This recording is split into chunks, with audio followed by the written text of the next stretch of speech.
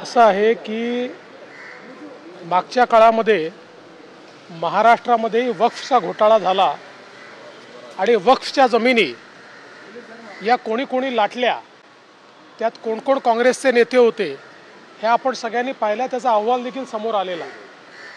यांना वक्फशी काही घेणं देणं नाही आहे, त्या जमिनीशी यांना घेणं देणं आहे. त्या जमिनी कशा लाटता येतील हा यांचा प्रयत्न आहे. जे बिल आलं होतं त्याच्यामुळे ट्रान्सपरन्सी येणार होती. हे जे काही जमिनी लाटणारे लोक आहेत यांना टाच पडणार होती, म्हणून त्यांनी त्याचा विरोध केला. पण ठीक आहे, आता ते बिल समितीकडे आहे, त्याच्यावर योग्य तो निर्णय होईल. देखिए ये जो वक्फ का बिल आया था, कांग्रेस को इससे कोई लेन देन नहीं है. उनको लेन देन वक्फ की ज़मीन से है, क्योंकि पिछले समय महाराष्ट्र में भी जब इनकी सरकार थी इन्होंने बहुत बड़ा वक्फ का घोटाला किया. इसका रिपोर्ट भी सदन के सामने आया है.